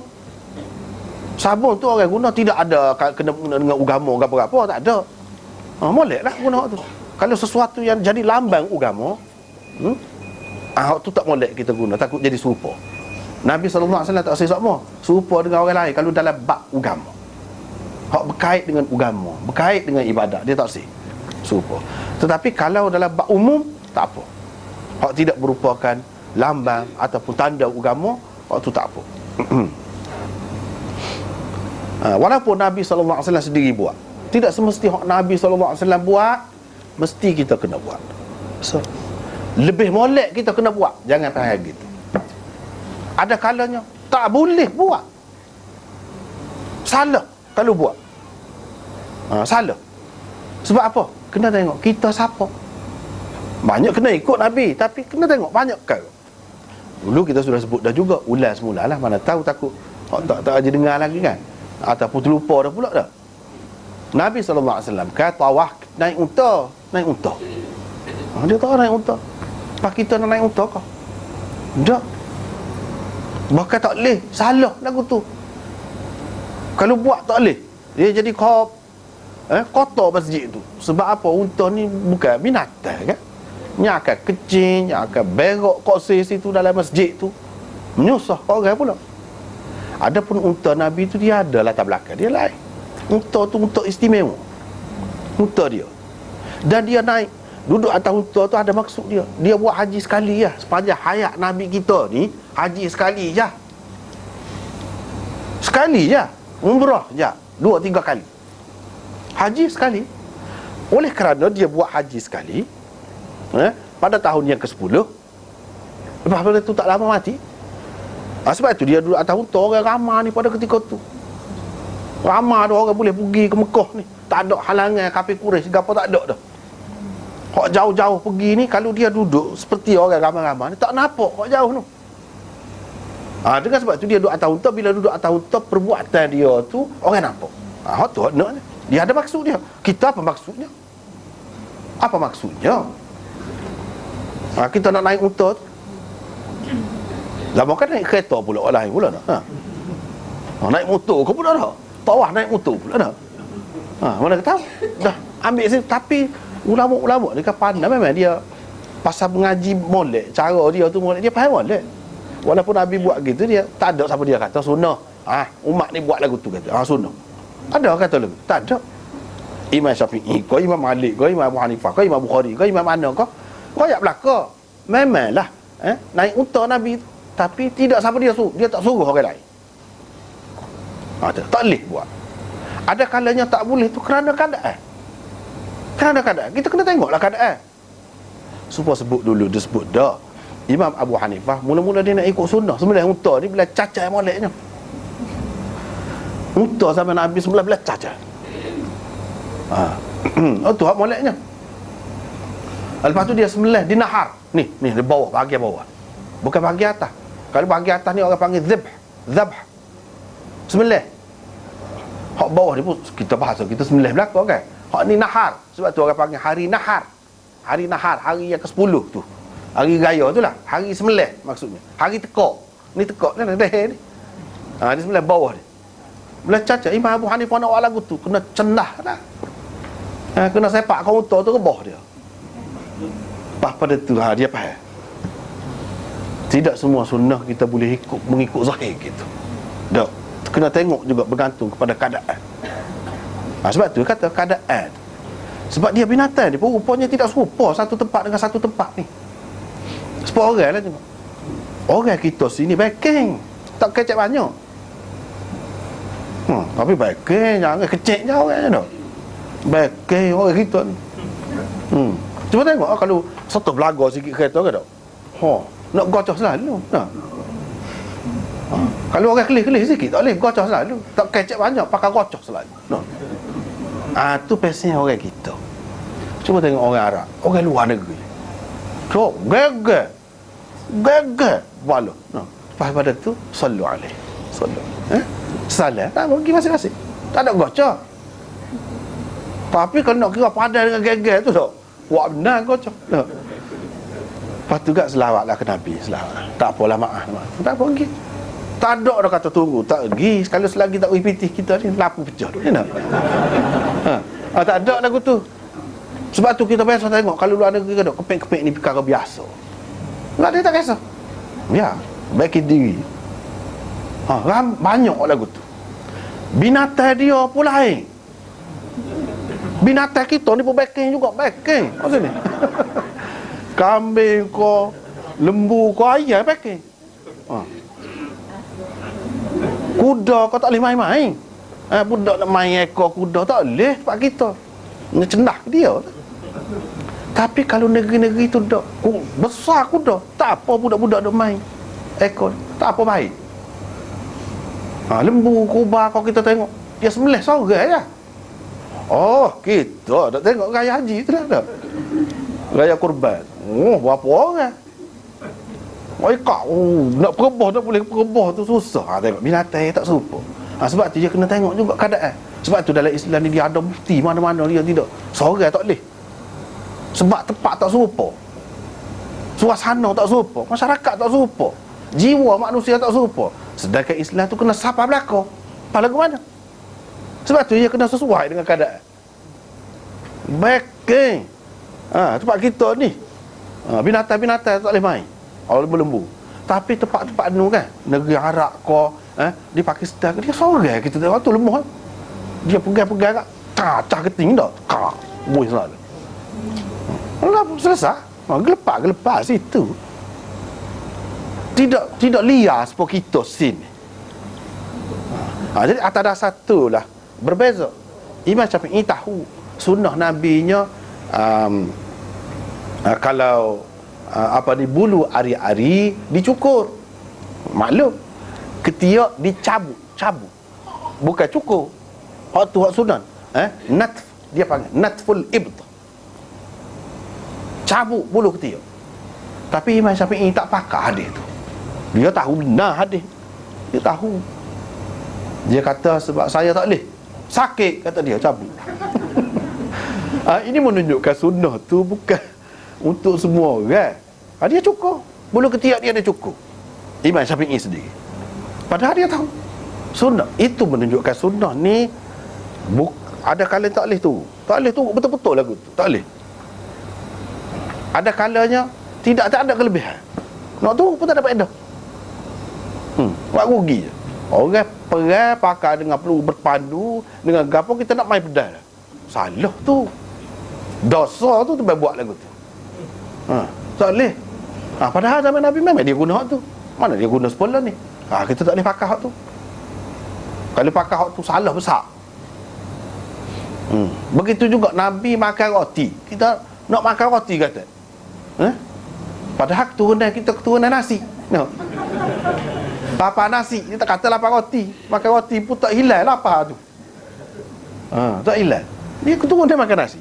Nasi lah. Bukan nak kata ikut sunnah ni nak buat serupa dengan dia. Satu kena faham. Apabila kita ngaji sunnah, hadis, banyak perkara lah yang kita faham. Bukan maksud bila ngaji hadis, ngaji sunnah ni segala apa yang ada dalam tu semua kita nak buat jadi balik semula kepada 1000 tahun lebih, 1500 tahun dulu. Tidak lagu tu. Silap tu. Silap. Kita kena mengaji faham selalu. Dan orang yang mengaji hadis ni, dia kena faham hadis sekurang-kurangnya lain, sunnah lain. Sekurang-kurangnya hari ni sekurang-kurangnya dah. Padahal ayat dah sebelum pada ni pun dah. Sunnah lain, hadis lain. Lain lagu mana? Sunnah ni hak sabit daripada Nabi sallallahu alaihi wasallam. Sahih. Itu sunnah. Hadis dia boleh jadi hadis dhaif. Hadis maudhu' pun orang panggil hadis maudhu'. Hadis hak palsu, hak bukan Nabi kata. Orang lain buat. Dia kata Nabi kata. Hak tu pun orang panggil hadis juga. Boleh kata hadis. Tak apa. Tapi jangan kata sunnah maudhu'. Tak ada orang kata lagu tu. Tak ada. Sunnah maudhu' tak ada. Hadis maudhu' ada.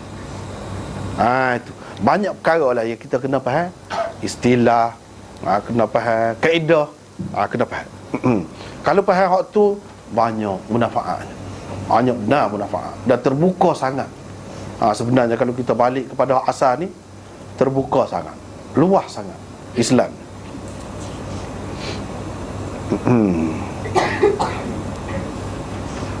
Hadis ni hadis tula je. Tapi Imam Bukhari mari beberapa kali dengan tajuk yang berbeza-beza. Sebab maksud dia bisa lagi kaedah. Sebab kita ngaji Bukhari. Bukhari ni sebenarnya payah ni. Tapi ada serah payah. Tak payah mana dah. Tak serah pasal mudah. Pasal mudah ni. Kalau nak bahas cara payah, payah. Sebab Quran juga. Kalau nak mudah boleh. Tapi kalau nak payah, payah. Hak mudah supaya kita boleh ambil manfaat tu. Supaya boleh ambil manfaat tu. Daripada Bukhari, daripada hadis Bukhari. Kita belajar Bukhari, salah satu perkara yang kita kena tahu. Mungkin orang tak faham, dia kata, apa Bukhari? Mai hadis tula je ni. Orang nak kata lebih-lebih mana? Itulah benda kalau tak ngaji molek kan. Sesuatu keistimewaan tu kita nampak kekurangan pula. Tak kena gaya. Tapi kalau kena gaya, kita kena faham maksud Bukhari. Maksud Imam Bukhari ialah nak mengajar pembaca dia, pelajar kitab dia pandai, supaya pandai menarik hukum, membuat kesimpulan daripada hadis yang dibaca. Satu hadis boleh dikeluarkan daripada satu hadis tu 100 masalah, 100 pengajaran. Hak tu sepatutnya. Hak tu Imam Bukhari nak ajar. Sebab tu hadis tu lah dia mari. Tapi tajuk lain. Dia nak cerita daripada hadis ni boleh juga dipaham gini. Boleh juga dibuat kesimpulan begini. Sebab apa? Nampak lebih istimewa lah hadis sama. Tapi banyak luahnya makna. Baru padai muka dia tu Nabi kan? Wahyu kan tu? Barulah nampak. Wahyu ni benda lagu mana? Bukan percakapan biasa. Kalau percakapan biasa bolehlah sehari selesai. Ni tak luah. Kalau nak berendah boleh. Nak perdalam pun boleh. Nak perekah pun boleh. Nak pergi jauh pun boleh. Barulah nampak ajaran dia bawa tu untuk semua. Untuk orang biasa, untuk hak cerdik, hak ngaji pun boleh. Boleh berlaku. Tu yang kita nombor satu sekali kena faham apabila mengaji kitab Sahih Bukhari. Kalau tidak boleh jadi keliru. Berapa je ulang hadis Maimunah ni berapa kali dah. Soal lagi kita sebut dah baru ni. Imam Bukhari nak cerita kepada kita bahawa madar, orang panggil madar, istilah dia, paksi, dalam bab mandi junub ni hak paling baik, paling kemah hadisnya ialah hadis isteri Nabi sallallahu alaihi wasallam Maimunah. Sebab tu dalam bab ni situ semacam dia nak ayat tu kita. Sebab dalam bab berbeza dia ada hadis. Hak ni dalam bab ni orang ni hadis dia hak paling kemah. Ada kalanya semua terima. Semua terima. Ada kalanya tidak semua terima. Masih khilaf lagi. Hak ni kata hak ni, hak ni kata hak ni. Paling molek. Ada khilaf. Tu yang kita kena tahu. Bila kita mengaji hadis, kita tahu benda tu. Kita tahu benda tu. Ni kalau kita mengaji fiqh, molek juga, semua molek, ilmu belaka. Cuma kita tak tahu punca kalau kita mengaji fiqh. Dia betul lah, dia perisi dah, perisi. Sampai ke bila kita nak makan orang perisi? Nah. Sampai ke bila? Bukan budak-budak semua kita. Orang tua dia lebih suka koyak sendiri. Satu kenikmatan pula situ tu. Satu kelebihan pula. Lepas tu bila kita tengok satu cara saja, satu cara, kita tak perasan. Bila kita mengaji lagu ni, apa? Luas sangat, terbuka sangat. Padahalnya hak satu-satu mazhab tu bukanlah nak kata ada lebih sangat daripada hak lain, dialah yang paling istimewa, dia akui. Tak ada, serupa je. Bila kita mengaji hadis lagu ni, tengok ijtihad Bukhari dan lain-lain, barulah nampak, oh hebat sangat. Barulah nampak ramah sangat Islam ni. Dan tokoh-tokoh dia ramah, hebat-hebat, otak geliga. Kita kata hak nombor satu lah dalam dunia ni, ramah. Kita ni bukan sepi, kesepian, tidak. Ramah, ada semua. Pas lagu mana? Ini pun satu mukjizat juga. Mukjizat Nabi juga. Yang jadi ramah lagu. Tak ada orang agama lain lagu tu.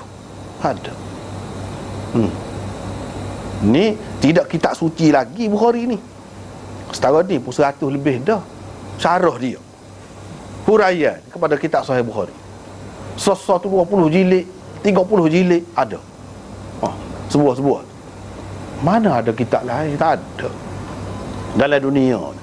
Situ pun padan dah kalau kita nak fikir. Apa yang Nabi, ajaran Nabi kita Muhammad sallallahu alaihi wasallam ni, ajaran agama yang terakhir ni apa? Situ padan dah. Kalau nak tengok hafal Quran, padan dah. Tak ada lain. Kitab Bible tu apa orang apa dalam dunia? Macam ayat. Pada dia tak mengaku. Dia nak apa hak mana? Hak mana nak apa? Kalau dalam bahasa Inggeris, bukan hak asal. Dalam bahasa Arab, bukan hak asal. Apa? Siapa dia apa? Baiklah, kalau kata tidak hak asal hak bahasa Inggeris, siapa dia apa? Cuba aja. Setara dululah, zaman dulu, pengasas Darul Ulum Saulatiyah di Mekah tu orang India, Maulana Rahmatullah Kiranwi nama dia. Ini dalam sejarah memang tercatat orang yang penting dalam sejarah. Dia ni ingat Bible, bukan satu Bible, nuskah ni dia ingat. Padri nak berlawan dengan dia tak berani. Kalau sebut dia nak pergi, tak segih lah dia. Pasal apa dia boleh rayak? Ni nuskah ni lagu tu, nuskah ni tidak lagu tu. Hak dalam bahasa ni lagu lain, lafaz dia lagu lain. Apa? Lagu mana? Orang Islam pula lebih ingat daripada orang kafir. Untuk nak lawan dia tu, mesti kita kena tahu senjata dia. Ulama-ulama kita semasa tu, dan dia tulis kitab Izharul Haq. Izharul Haq 3 jilid. Nak lawan Kristian, hujah Kristian pada hak tu. Hak zaman kemudian ni Ahmad Didat ni pun banyak merujuk ke dia sebenarnya. Banyak merujuk ke dia. Dia tu asalnya orang yang itu sungguh. Dan ada lagi dalam bahasa Urdu misalnya Ijaz Isvi. Tu pun dia tulis juga. Dalam tu molek lah. Perbahasan dia tu cara memang dia ingat. Kalau kita tanya padri mana? Tak ada. Ingat? Cuba tanya Quran. Ramah lah Quran. Budak-budak je. Kita orang Islam ni budak-budak je. Lepas tu asal lah. Bahasa Arab tu asal. Ni dak bukan asal. Lepas tu begitu juga agama lain. Ayatlah agama lain. Tak ada apa gitu. Lepas tu ni hadis setara tu. Hadis ni pun wahyu juga. Menasab barulah kita nampak wahyu ni benda lagu mana. Apa beza dia dengan percakapan ataupun kalam manusia biasa. Lagu mana? Baru beza. Sebab tu kita kena belajar Bukhari ni. Sebab hadis sama dia. Mari tajuk, tengok. Habis hadis ni juga boleh disimpulkan lagu ni, boleh dipahami lagu ni. Dia nak ajar kita lah tu. Nak royak ni, ini orang panggil sumber wahyu ni. Tak habis-habis sumber wahyu. Memang pelik. Kalau kita tengok Telaga Zamzam tu, pergi ke Telaga Zamzam pula nak royak pelik saat ni. Kalau nak kira pada pasir tempat tak ada air, berapa yang banyak sangat air tu pula. Lemah tu. Lemah. Kita nak mikir. Lepas tu air pula paling molek pula diakui dalam dunia ni, paling molek. Gunalah alat gapo apa. Diakui paling molek. Pelik. Isyarat kepada Nabi kita jahil dalam lingkungan jahiliah. Tak ada Nabi sebelum pada tu selama mana. Tapi seorang dia mari pun padai lah. Sumber air tadi lah. Padai lah tu. Jadi semua ni limpahan dia berlaku. Limpahan dia lah, hadis-hadis. Tak habis nak apa ni, ambil air dia tu tak habis. Sampai ke bila pun tak habis. Dan paling istimewa, itu isyarat kepada hak tu. Di tengah-tengah orang jahil, di tengah-tengah orang jahat, orang bunuh anak gitu-gitu. Kalau Tuhan nak melahirkan di situ pun tak boleh. Boleh kerja Tuhan. Supaya air tadi lah, tempat-tempat tengah pada pasir tak ada air, dia boleh. Dan lebih pada hak lain pun boleh. Dia semua ada isyarat belaka. Isyarat belaka. Dan Nabi SAW apa yang hadir dia suruh sangat royak ni. Siapa hak mandi, dia suruh ni bini dia royak. Apa? Sebab pengajaran belaka ni. Sumber syariat kita. Daripada hadis Bukhari lah kita tahu lagu mana, setara mana dalamnya hadis. Kalau tidak tak tahu, tak nampak dalam hadis.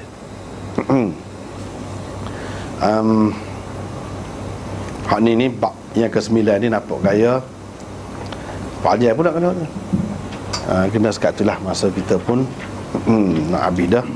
Mungkin boleh bincang pula selepas pada ni. Wallahu a'lam. Akhiru da'wan alhamdulillah. Alhamdulillah. Jadi kan kita buka kepada soalan dah. Ada soalan?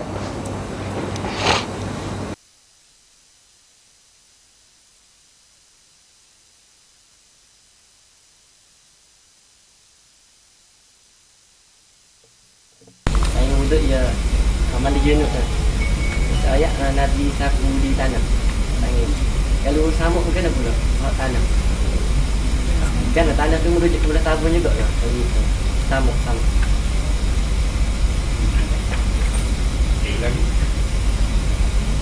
Ada lagi? Soalan lain? Kumpul dulu. Saya ada masa berikan dalam 15 minit.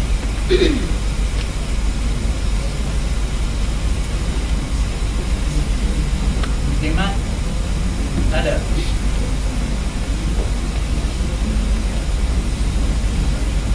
Ya, masalah guna tanah tadi pada ketika mandi janabah, satunya kita kena ingat bukan kerana najis dia tu najis berat, sama ada najis lagi. Kalau kita kata air mani ke air mazi ke, mana kata najis lah, dia tidak kata najis berat.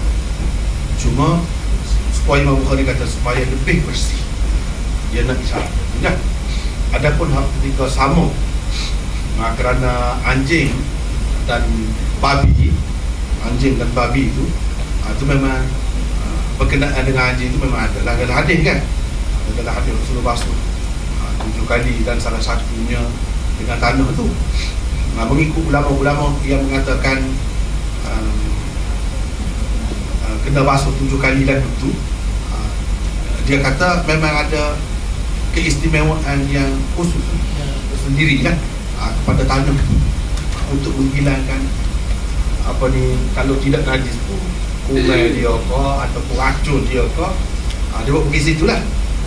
Tetapi kalau kita perhati dari segi pekok, sebenarnya hadis kata suruh basuh 7 kali salah satu dengan tanah ni berkenaan dengan anjing saja. Babi tu tak ada, hadis mana-mana pun tak ada berkenaan dengan babi itu berdasarkan kias. Sebab ulama-ulama pakai kaedah kias kan, yang kias lah. Setara anjing tu, setara tu babi ni begitu lagi, babi ni begitu lagi. Maka munasabahnya babi itu 7 kali berdasarkan kias. Waktu kita ceritanya berdasarkan hadisnya berkenaan dengan anjing saja. Dan apa ni, kalau ulama yang mengatakan ini tanah tu sebagai pembersih, pencuci, maka boleh ditukar dengan benda lain. Dia pakai waktu boleh. Sebab dalam hadis ada sebutkan ju'ilat liyal ardu masjidan wa tahura. Bumi ini dijadikan untukku, yakni dan umatku, sebagai masjid dan sebagai bahan pencuci. Kalau sebagai bahan pencuci tanah boleh. Itu yang paling ringkas. Kalau orang lain ada lain yang boleh menyucikan lebih lagi daripada itu, kita boleh guna. Dengan sebab itulah dalam fiqh mazhab Syafi'i sendiri, bukan tak pergi keluar lagi, kalau keluar tu kita sudah bincang panjang dah berkenaan dengan haji dulu. Dalam fiqh mazhab Syafi'i sendiri boleh masuk dengan apa nama ni, sabun pun tidak mesti dengan tanah, untuk menghilangkan najis anjing sekalipun dan najis babi sekalipun masih ada khilaf lagi dalam mazhab Syafi'i sendiri, bukan dalam mazhab lain. Setengah-setengah orang dia ingat kalau anjing mesti kena dengan tanah, betul lah, tak boleh benda lain nak mengambil alih. Ada sebenarnya benda tu masih khilaf lagi. Dan tak basuh tu berapa kali itu memang kita sudah bincang, tak ada khilaf. Bermakna kata dengan tanah tadi sebagai bahan pencuci. Kalau bahan pencuci lain ada, boleh tukar, boleh. Bagi orang yang berpendapat itulah ada juga tak say. Dia tak say lagi, dia kata ni khusus ni, black kan ni. Dia tak sebut, dia sebut lagu tu 7 kali. Berbeza dah. Dia pergi situ lah, dulu kita sudah bincang dah pasal anjing ni, tidak nak bincang panjang lah. Kali ni cumanya benda tu masih khilaf lagi orang kata dengan tanah tu. Seperti kalau tanah boleh gantikan dengan sabun kan, sabun lebih baik. Super juga. Tapi ada juga orang yang tak setuju, tak apalah orang tidak setuju, pakai tanah pun lah, orang tidak setuju. Bagi orang yang kata apa ni, tidak perlu tanah, sebab tanah ni mengikut setengah-setengah hadis, dia kata akhir sekali, maka akhir sekali air tanah cuci tu betul lah, cuci pada hukumnya bagi kita tidak akan jadi basuh 7 kali itu. Lepas pada tu dah simbol juga air, nak suruh ilah tempat tanah tu pun apa maknanya, tidak akan boleh buat tadi. Kalau kita kata basuh mula-mula mengikut setengah-setengah hadis, basuh mula-mula dengan tanah, tak apalah tu. Tapi kalau orang kata ujung atas dasar, dia kata tak hadis ni mutarib, tak sekali gini, sekali kata apa kali basuh, sebab dia tak sepakat. Dia ada hal lain, tu kena rujuk semula lah, perbincangan kita anjing dulu. Saya nak mulai lah. Ya, ada lagi. Tak ke, saya nak. Ustaz, saya nak tanya musim kenduri kan, ada orang dia buat kenduri tu pakai nilai, ada yang bersyukuran. Macam mana tu? Ada pendapat mengatakan kalau yang nilai tu tak wajib kita hadir, kalau yang bersyukuran tu kita kena hadir. Ya, masalah nilai ni masalah adat saja. Adat. Masalah adat ni dia tidak selama-lamanya molek. Mungkin ada ketika molek, sampai satu ketika dia jadi tidak molek. Jadi dari segi ikatan agama gapo tu tak ada lah kalau semata-mata adat. Tetapi ada kalanya adat ini diperakui juga oleh agama, sebab dia termasuk dalam uruf. Uruf tu dia ada tu, kaedah agama boleh pakai juga. Dia gini asalnya, ngelai-ngelai ni asal dia. Kita tak asal dia, tolong-menolong di kalangan masyarakat. Asalnya zaman dulu orang kampung nak buat apa ni, nak buat ni jamuan lah. Hak ni wak mari berah, hak ni wak mari goni dia, lepas tu pakat masuk, tolong-menolong. Lepas pada tu kita tak ada, kita sibuk gini-gini. Maksudnya nak tolong-menolong, kita beri pitih lah ke dia. Dia boleh buat dengan cara dia sendiri, ataupun dia upah kalau ikutlah lagu mana. Yang pentingnya kita tolong dia beri pitih. Mari beri pitih. Jadi tukarlah kepada beri pitih. Asalnya pakat beri barang tu. Pakat ni beri goni, ni beri goni. Bukan dalam keadaan susah kan, tolong-menolong kerjasama, lepas tu baik. Orang kata dulu kampung tu kena belaka. Lepas pada tu pitih. Apabila pitih tu lama dia jadi nego pula kan. Setengah-setengah tu. Setengah-setengah tu menego. Bila menego, dia akan jadi susah. Itu peluang nak dapat pitih pula. Sebenarnya tak ada apa-apa, tak ada perlu dah. Tak ada perlu, dia pun senang dah. Maka dengan cara ada ni dia boleh pitih pula.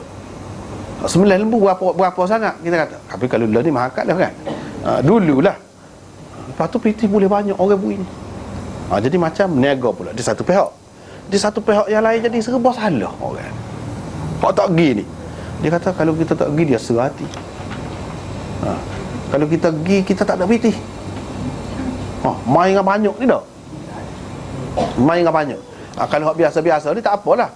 Tapi kalau hak kita kata berkedudukan sikit lah, ada gaji sikit lah, kalau bui sikit kan kata kedekut pula dah. Macam-macam lah. Jadi pergi tu bukan dengan ikhlas hati, dengan terpaksa. Dengan terpaksa ataupun dengan nak jaga hati. Setengah-setengah tu kita nampak dia bukan maksud nak mesra, nak berjumpa, nak gapo. Asal pitih tak apa dah. Terutama untuk wakil kau gapo kan.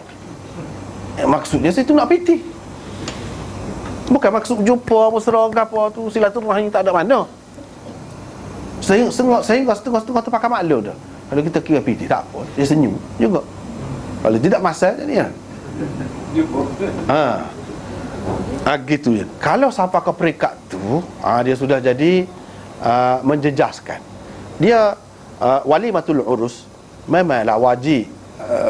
Kalau tak ada keuzuran lah, kita kena sahut, kita kena pergi jemputan tu, terima jemputan tu. Tapi kan ulama sudah royak dah, kalau bercampur dengan unsur-unsur yang tak betul, tidak wajib. Tidak ada dah hak kewajipan tu. Tidak, tak pergi pun tak apa. Dari segi hukum tak apa. Begitu juga hak ni dia jadi muka lain dah. Kalau nak kira hak asal, molek. Hak asal tu molek, tak apa, tidak ada halangan, tidak ada larangan. Tetapi kemudian tu dia jadi lagu lain. Sebab tu adat-adat ni kita nak ikut pun bila-bila tengok. Kena ingat sama, benda ni adat, benda ni bukan ajaran agama hak asal. Selagi molek kita boleh pegang. Selagi tak molek, kalau sudah tak molek, tak sah buat gitu. Benda ni lagu tu juga. Jadi kalau sudah nampak tak molek, sebab itulah orang kita pun ramai ada juga faham kan. Dia buat kesyukuran. Faham selalulah. Kalau kata kesyukuran tu kan, faham selalu. Bahawa tak ada apa ni? Ngelan tadi. Tak ada ngelan. Tapi kalau dengan kap jauh benar tu ada ngelan lah tu maksudnya. Ada juga sebab dia nak cetak gol tu bukan main pula tu lah. Belanja je.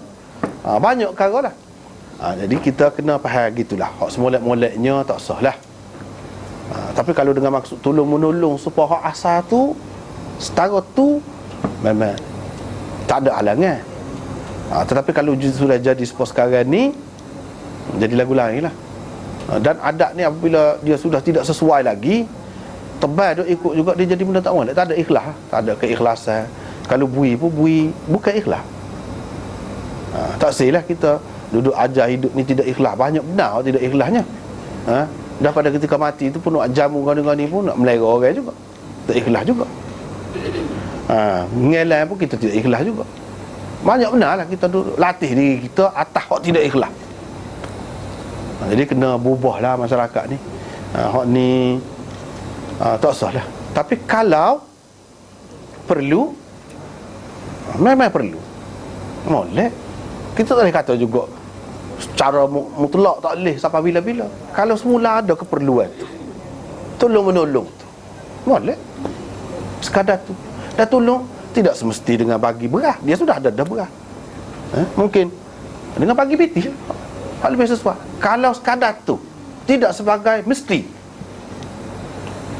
tidak sebagai mesti, kira-kiranya tak apalah. Hak asal tu pun molek, tak apa, harus.